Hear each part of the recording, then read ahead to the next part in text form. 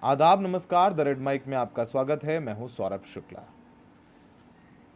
हज, जैसे हिंदुओं में चार धाम होते हैं कि कहा जाता है कि चार धाम जिसने कर लिए उसको मोक्ष की प्राप्ति होती है।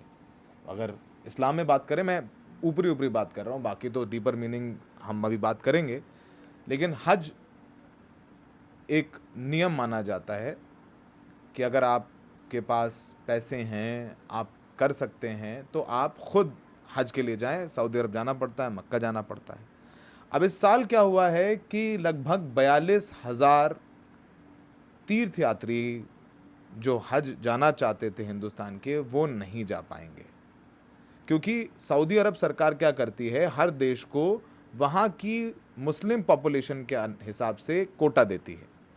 भारत का कोटा लगभग 52,000 का था। इस बार वो कोटा घटा करके 10,000 कर दिया। प्राइवेट लिए जो लोग जाते हैं, जो अपना पैसा खर्च करके जाते हैं, सरकार भी ले जाती है, लेकिन कुछ लोग अपना पैसा खर्च करके जाते हैं। तो जो 52,000 लोग जा रहे थे, वो इस साल सिर्फ 42,000 लोग जा पाएंगे। सऊदी अरब सरकार ने ये कोटा क्यों कम किया है, सबसे बड़ा सवाल। क्या भारत सरकार की तरफ से कोई कमी रही, दूसरा सवाल। तीसरा, जो इन लोगों को हज भेजते हैं वो प्राइवेट टूर ऑपरेटर्स भेजते हैं, क्या उनकी तरफ से कोई कमी रही? क्या नियम कायदे कानून बदले?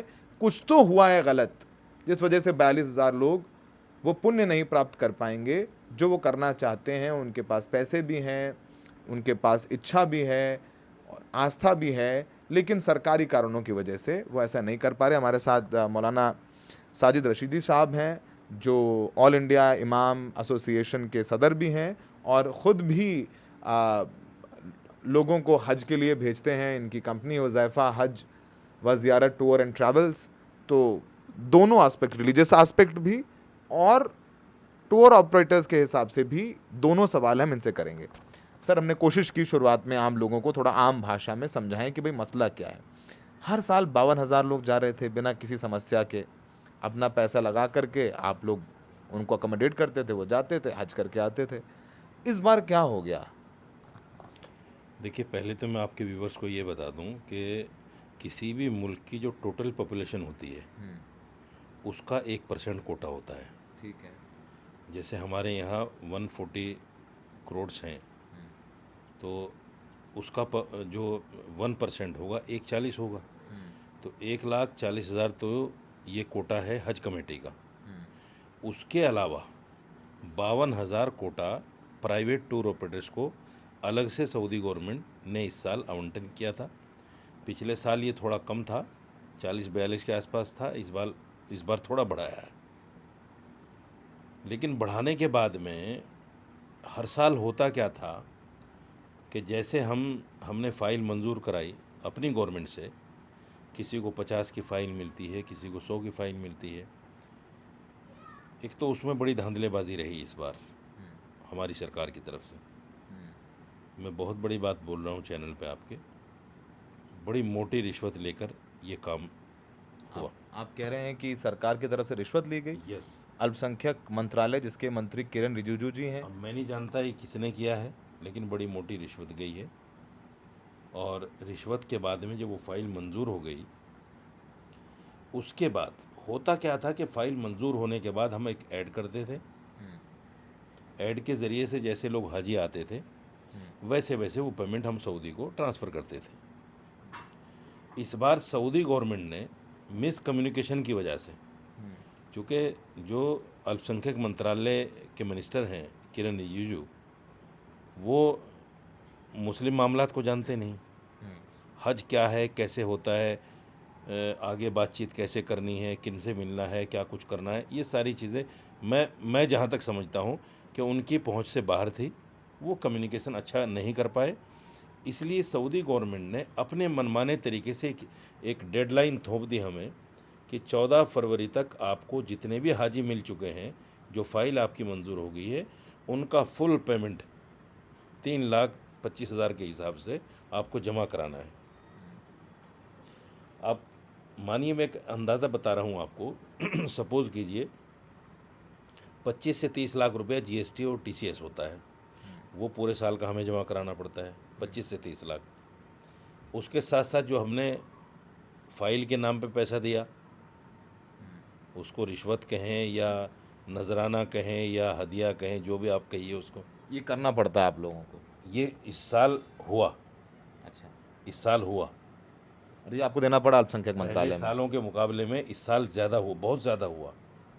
ऐसा नहीं होता था। एक एक फ़ाइल जब आपकी लाइन में है, हर साल उसको मिलता है, तो ऐसी क्या वजह है कि उसके ऊपर आपने एक मुकर्ररा पेमेंट रख दिया कि आप इतना दोगे, नई फाइल के लिए इतना दोगे, पुराने के लिए इतना दोगे? क्यों देंगे भाई? लेकिन लोगों ने दिया। उसकी वजह ये कि जो भी आदमी आवाज़ उठाएगा उसकी फ़ाइल को अगले साल ब्लैक लिस्ट कर दिया जाएगा। इस डर की वजह से किसी ने आवाज़ नहीं उठाई और पैसा दिया, अपनी फ़ाइलें मंजूर कराई। उसके बाद में सरकार की जिम्मेदारी ये थी कि वहाँ कम्युनिकेशन करके, जब उन्होंने डेडलाइन दी 14 फरवरी की, तो यहाँ टूर ऑपरेटर्स से बात होती, मीटिंग होती कि भाई ये जो डेडलाइन आई है इसमें हमें क्या करना है, क्योंकि 70-80 लाख रुपया हम भर चुके हैं यहाँ फ़ाइल मंजूर कराने में। उसके बाद में अगर 50 आदमी किसी को मिले हैं तो 5 तिया 15, यानी 1.5 करोड़ रुपया सऊदी गवर्नमेंट ने एट ए टाइम हमसे मांग लिया, जो हमें हाजी से लेकर सऊदी देना था। आप सीधे सऊदी देते हैं या भारत सरकार के थ्रू देते हैं अल्पसंख्यक मंत्रालय? हाँ, भारत सरकार एसबीआई के थ्रू जाता है, आईबीएन एसबीएन एसबीआई के थ्रू जाता है, बैंक के थ्रू जाता है।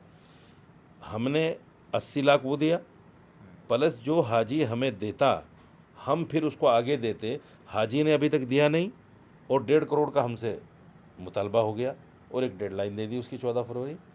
पेमेंट कुछ लोग नहीं कर पाए।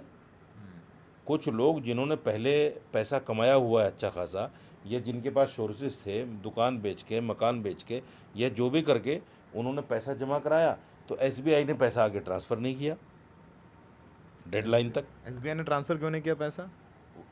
बताते रहे टेक्निकल प्रॉब्लम है, टेक्निकल प्रॉब्लम है, सर्वर नहीं ले रहा है, सर्वर नहीं दे रहा है। वो जो होती है बैंक में एक कहानी बनती है, उसकी वजह से पैसा टाइम पे गया नहीं। जिन लोगों ने जमा नहीं कराया उन्होंने तो कराया ही नहीं, जिन लोगों ने जमा करा दिया उनका आज तक भी पड़ा हुआ है बैंक के अंदर, और वो पैसा आगे नहीं गया। तो सऊदी ने सारा कोटा जो है 80% कोटा ख़त्म कर दिया। भारत सरकार क्या कह रही है? 80 क्या, उसने तो पहले 100% ख़त्म कर दिया था। लेकिन जब हाय हुल्ला हुई, आवाज़ें उठी, तो सरकार ने बात की या सऊदी गवर्नमेंट की समझ में कुछ आया, तो 20% जो है कोटा वापस दिया गया। 20% कोटे में जिसकी 100 की फ़ाइल है उसके 18 आदमी, 19 आदमी, चूँकि एक दो आदमी खुद टूर ऑपरेटर भी जाता है, और जो जिसकी 50 की है उसके 9 आदमी। इस तरीके से ये बंटवारा हुआ। सवाल ये है कि जो हमारी मिनिस्ट्री है, उस मिनिस्ट्री ने टूर ऑपरेटर्स या हमारी जो टूर ऑपरेटर्स की एसोसिएशन है उसके साथ कम्युनिकेशन मजबूत तरीके से नहीं हो पाया, बात को समझे नहीं, आगे हम उसको डिलीवर कर नहीं पाए, सऊदी गवर्नमेंट से बात नहीं कर पाए, इसलिए वो जो है मामला कहीं ना कहीं बीच में रुक गया। अब सवाल ये है, सबसे बड़ा सवाल ये है कि जब आप देखिए 50 आदमियों में से सिर्फ 9 आदमियों को लेकर एक आदमी कैसे जाएगा? यानी एक आदमी के ऊपर 4 से 5 लाख रुपए खर्चा आ रहा है। 9 आदमियों पे इतना मोटा पैसा कहाँ से कमाएगा आदमी कि अपना भी 4-5 लाख रुपए खर्चा निकाले? और क्योंकि पूरे साल का दारोमदार रहता है हज पर, पूरे साल का दारोमदार, हम ऑफिस लिए बैठे हैं, इसका किराया भी है, और भी बहुत सारे अखराजात हैं, वो सारा का सारा मदार रहता है हज पर। अब 9 आदमी पे कैसे निकलेगा? तो अब ये समझिए कि मातम बिछा हुआ है पूरी मार्केट में। और जो लॉकडाउन में स्थिति थी कि कारोबार डेड हो गया था, आज भी वही स्थिति है कि लोगों के कारोबार डेड होने के कगार पे हैं। क्योंकि जो पासपोर्ट हमने उठाए, अब वो पासपोर्ट जब वापस कर रहे हैं तो हाजी तो ये कहता है जी मैंने आपको पासपोर्ट दे दिया, अब आपने क्यों नहीं कराया? वो आपको बिगड़ रहे होंगे आप? वो हमारे ऊपर बिगड़ते हैं, विलेम करते हैं।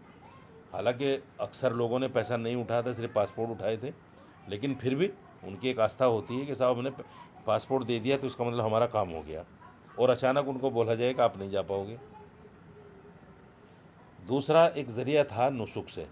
नुसुक जो ऑनलाइन बुकिंग है हज की, हालांकि इंडिया पाकिस्तान का पश्चिम एशिया का कोटा नहीं है, वो यूरोपियन कोटा है, लेकिन जब वहाँ पूरा नहीं हो पाता तो इधर ऑनलाइन उसको ट्रांसफ़र कर दिया जाता है, तो यहाँ भी उसके पैकेजेस बुक होते हैं। कुछ लोगों ने उसका भी जो है ऑनलाइन बुकिंग करके अप्रूवल वगैरह लिया हुआ है, उसका जो है पैकेज नहीं ओपन हो रहा है। यानी कुल मिला के टूर ऑपरेटर बिल्कुल उस स्थिति में है जैसे लॉकडाउन में था। सर, सरकार की तरफ से कहा गया है कि सऊदी ने गाइडलाइंस चेंज करी और 800 से ज़्यादा प्राइवेट टूर ऑपरेटर्स को 26 लीगल एंटिटीज़ में कंबाइन किया गया। इसका नाम रखा हज ग्रुप ऑपरेटर्स, CHGOs, जो मोमा ने इस साल किया। हज कोटा को वॉज एलोकेट किया मोमा ने, मिनिस्ट्री ऑफ माइनॉरिटी अफेयर्स ने 26 लीगल एंटिटीज़ को, और सबको एडवांस में रिमाइंडर्स भेजे गए। लेकिन आप लोगों ने जो सऊदी अरब द्वारा जो गाइडलाइंस या नियम बदले गए, उन्हें पूरा करने में वक्त लगाया, जिस वजह से ये सब समस्या हुई।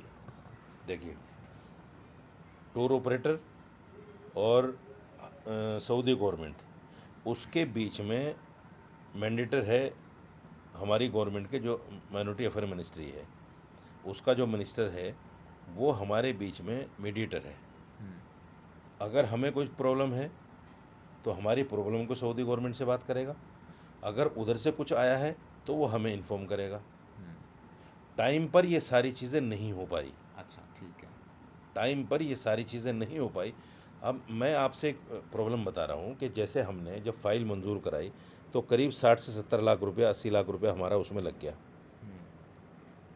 हमने वो पैसा भी कहाँ से किया वो होगा? पैसा सरकार के पास, अभी भारत सरकार के कैसे पास किया होगा? एक तो जीएसटी TCS, और जो बीच में हुआ तो वो सारा का सारा जो है सरकार को चला गया।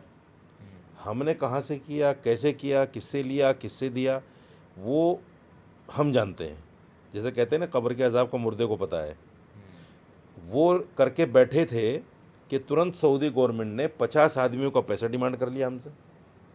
तो ये काम सरकार का था कि सरकार जो है टूर ऑपरेटरों से, ये जो हमारी एसोसिएशन है, उनसे बैठकर बात करती और ये पूछती कि भाई अब इसके मसले का हल क्या है, और सऊदी गवर्नमेंट से उस टाइम को बढ़ाया जाता कहकर हमारे कि बजाय 14 फरवरी के इसको 14 मार्च रखिए या 14 अप्रैल रखिए। हमारे प्रधानमंत्री गए थे, बहुत उम्मीद थी आप लोगों को, सऊदी अरब गए थे, लेकिन उसी दौरान अनफॉर्चुनेटली बहुत दुखद रहा कि भारत में पहलगाम में हमला हुआ। उसके बाद वो जल्दी आ गए, तो लग रहा था कि वो बात करेंगे और ये जो कोटा है वो खुल जाएगा। आपको लगता है भारत सरकार की तरफ से जितने प्रयत्न होने चाहिए थे वो नहीं हुए हैं? वैसे भारत सरकार की तरफ से कहना है कि उनके ही प्रयत्नों के बदौलत जो 10,000 का भी कोटा मिला है वो भारत सरकार की ही कोशिशों के बदौलत मिला है। नहीं, देखिए, मोदी जी गए उस वक्त में हमने भी लेटर लिखा मोदी जी को, मैंने खुद लेटर लिखा, PMO में मैंने भेजा, और उम्मीद थी सब लोगों को क्योंकि मोदी जी जो काम नहीं होता वो भी कर लेते हैं। ये तो आपको भी पता है, सबको पता है हिंदुस्तान में। तो उम्मीद ये थी कि मोदी जी गए हैं तो ये कोटा हमारा बढ़ जाएगा, ये कोटा हमें मिल जाएगा वापस। उसी उम्मीद पर सब लोग बैठे हुए थे। अनफॉर्चुनेट ये पहलगाम वाला हमला हो गया और वो अपना दौरा जो है अधूरा छोड़ के वापस आ गए। सवाल ये है कि ये काम मोदी जी का नहीं है, ये काम है माइनॉरिटी अफेयर मिनिस्ट्री का। माइनॉरिटी अफेयर मिनिस्ट्री को अपने तौर से सऊदी गवर्नमेंट के साथ मिलकर, वहाँ के जो भी अधिकारी हैं उनसे मिलकर अपनी इन तमाम बातों को सरलता के साथ उनके सामने रखना था, उनके सामने सरेंडर नहीं करना था। इन्होंने उनकी बात को के सामने सरेंडर कर दिया। सपोज़ कीजिए उन्होंने कहा भाई 14 फरवरी को पेमेंट जमा करना है, तो हमारी तरफ से एक रिमाइंडर जाता कि सर अभी फ़ाइल मंजूर हुई है, GST TCS उन्होंने जमा कराया है, अभी इतना मोटा पैसा, क्योंकि पिछले साल से जो चलता आ रहा है आज़ादी के बाद से अब तक, वो ये होता आया है कि जैसे जैसे हाजी पैसा जमा करता है, हाजी हमें नहीं देता, हाजी अकाउंट में जमा करता है कुछ पैसा, 3,25,000 के आसपास में वो अकाउंट में जमा करता है। वो पैसा हाजी देता है तो हम आगे देते हैं। अब हाजी ने हमें दिया नहीं और गवर्नमेंट, सऊदी गवर्नमेंट ने हमसे मांग लिया, तो ये काम हमारी माइनॉरिटी अफेयर मिनिस्ट्री का था जिसके अंदर हज आता है। वो ये कहते हैं कि भाई इतना जल्दी ये अमाउंट पॉसिबल नहीं है, इसलिए इस टाइम को बजाय 14 फरवरी के 14 मार्च किया जाए, ठीक। ताकि आसानी के साथ लोग हाजियों से पैसा उठा के उस पैसे को जमा करा सकते।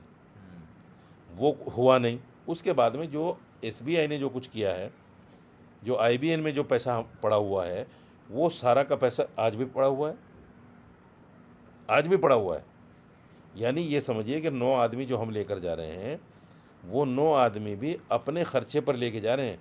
जो पैसा वहाँ पड़ा हुआ है वो अभी तक मिला नहीं है, सरकार के पास मॉनेटरी अफेयर्स वो अभी तक नहीं पड़ा है, मिला नहीं वो है। सरकार कह रही है कि आप वो लोग रिफंड ले लीजिए। बाद में मिलेगा, हाँ, बाद में मिलेगा, हाँ। या अगले साल जब जो फाइल होगी उसमें एडजस्टमेंट होगा। सरकार कह रही है 2026 के लिए हम कोटा दिलाएंगे आपको। सरकार ने एक लेटर भी जारी कर दिया, रेजोल्यूशन दे दिया उसमें, और उसमें कह भी दिया कि जो आपका पैसा है वो हमारे पास है, इसको हम आगे 2026 में एडजस्ट कर लेंगे। ऐसे हालात में आप यानी बताइए, जो पैसा जमा है सरकार के पास, उसका ब्याज तो सरकार को ही मिलेगा। मैं सॉरी, मतलब मैं एक जर्नलिस्टिक बात कर रहा नहीं, यकीनी तौर पर अगर बैंक में पैसा पड़ा हुआ है तो उसका जो भी फ़ायदा होना है वो सरकार को होना है। हूं। ठीक है। जो टूर ऑपरेटर है जिसने जो पैसा जमा कर दिया, टूर ऑपरेटर को एक पैसा उसमें से नहीं मिलेगा, और वो पूरा साल हाथ पे हाथ रख के बैठेगा, इंतज़ार करेगा कि सरकार। असल में क्या है, देखिए, एक बड़ी काली सच्चाई ये है कि जो भी आदमी इसके लिए आवाज़ उठाता है उसको ब्लैक लिस्ट कर दिया जाता है। पिछले साल कुछ लोगों ने आवाज़ उठाई तो उस वक्त में ब्लैक लिस्ट कर दिया गया। इस साल लोगों ने मजबूर होकर, परेशान होकर भी आवाज़ नहीं उठाई। इसलिए नहीं उठाई कि आइंदा साल फिर कोटा नहीं मिलेगा, और हो सकता है इस बार भी ना मिले। तो ये बड़ा दुर्भाग्यपूर्ण पहलू है, बड़ा दर्दनाक है। ऐसा नहीं होना चाहिए। ये हज जो है पुण्य का काम है।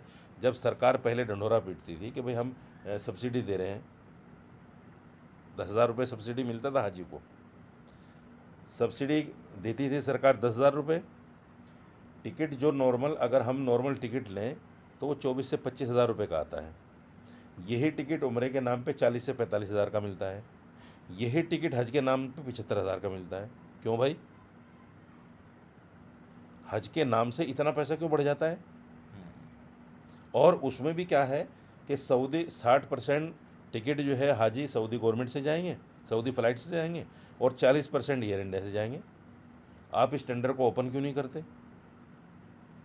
अगर इसको ओपन कर देंगे तो सारी फ़्लाइटें अपने अपने टेंडर देंगी, ठीक है, रेट सस्ता होगा। वो ठीक है। ये जो हज महंगा होता जा रहा है, ये सिर्फ हमारी गलत नीतियों के कारण होता जा रहा है। नहीं तो हज आज के टाइम में 3 लाख, 3.5 लाख में आराम से हो जाता है। ठीक है। लेकिन जो गलत पॉलिसियां हैं, फॉरेन पॉलिसियां जो भी है हमारी, उनकी वजह से ये 6 लाख, 7 लाख, 8 लाख, अब की बार तो 9 लाख तक भी हो गया। ठीक है, ठीक है। तो अभी हम वो सरकार की तरफ से जो भी कम्युनिकेट किया गया है कि आपका जो पैसा आपने जमा करवाया है वो हमारे पास है, आप रिफंड भी ले सकते हैं, नहीं तो हम 2026 में। चाहिए नहीं, सरकार को ये भी चाहिए कि जो पैसा वहाँ पड़ा हुआ है उसका जो भी ब्याज बैंक दे, जो भी पैसा बढ़ के मिले या जो भी फ़ायदा हो उसका टूर ऑपरेटर को होना चाहिए। ठीक है, ठीक है। तो ये बात शायद रशीदी साहब इसलिए बोल पा रहे हैं कि ऑल इंडिया इमाम एसोसिएशन के सदर हैं, प्रमुख हैं, तो वो ये बात बोल रहे हैं। लेकिन बहुत सारे प्राइवेट टूर ऑपरेटर से हमने बात करने की कोशिश की, वो हमें बहुत सारी बातें बता रहे हैं पर ये खुल के बोल नहीं पाए। रशीदी साहब ने बोला है, अब मसला ये है कि आपका पैसा सरकार के पास है, वो सरकार कह रही है हम अगली बार एडजस्ट कर लेंगे, उसका ब्याज भी आ रहा है।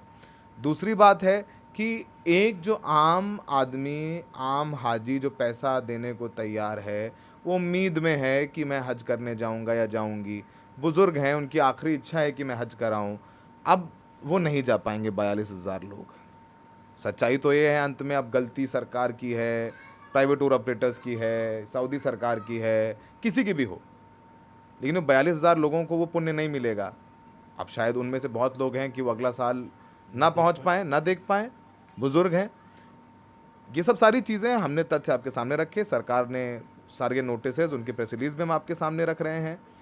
हमने आपको समझाया भी, रशीदी साहब ने बहुत डिटेल में, क्योंकि खुद ये बेचते हैं हाजियों को, और उन्होंने बताया, यहाँ तक कह रहे हैं कि घूस ली जाती है।